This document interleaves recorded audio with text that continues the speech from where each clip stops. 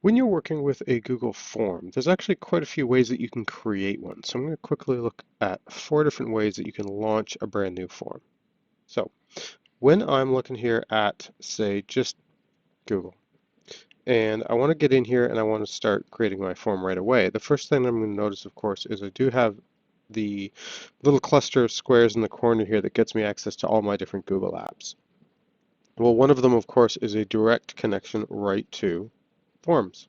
So if I do that, I can click on there and it's going to take me to forms.google.com, or I guess in this sense, technically it's docs.google/forms, which is a bit of a departure from what they would typically do.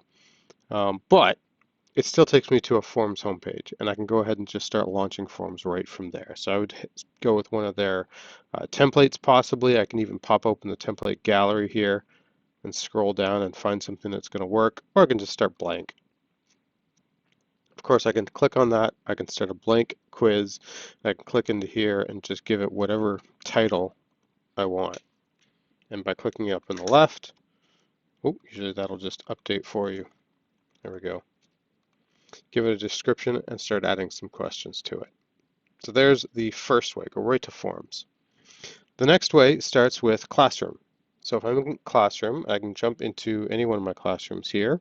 I can come up to Classwork, and I go ahead and create an assignment, but it's a quiz assignment. And when I create quiz assignments, it's going to immediately spin up a new assignment page, but it's also going to give me this blank quiz sitting here at the bottom that I can click on. It's going to again jump me right into the quizzes, and I can start building my quiz from here. And I say quiz instead of a form because when you do it through Classroom like that, it immediately goes to your settings, there we go, and makes it a quiz. It turns on this toggle for you right away and has this default setting ready to go. So some of these settings for turning it into a quiz are just immediately on. So that's the difference when you start with Classroom and you do it this way. Third option would be from Drive. So I can go to Drive and knowing I want to create a form about, geez, I don't know, let's pick something here.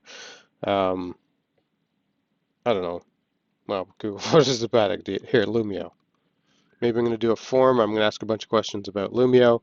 So I go to my Lumio folder because I like to go there first before I create stuff so that whatever I create is already organized into that folder.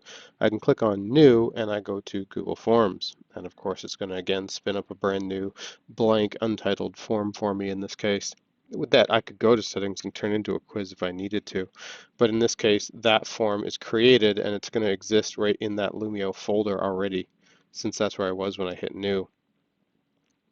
And the last way, you wouldn't have probably thought of, is actually starting with Google Sheets. So I'm going to go ahead and just launch a blank sheet here. But because Google Forms has the built-in option to dump all of its data into a Google Sheet, the two are very much connected.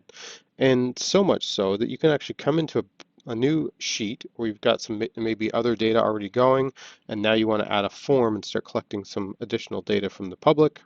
I can come up to the Tools menu and I can just say Create New Form right from the menu there. So right from Sheets, if I decide I need to bring in some extra information, I can immediately create a brand new form. And in this case, it's already going to be connected. I don't need to go through this extra step of connecting it to a spreadsheet. It knows exactly what's going on. In fact, when I come back to my spreadsheet here, I can see I've got a brand new sheet at the bottom. If I get myself out of the way, there we go.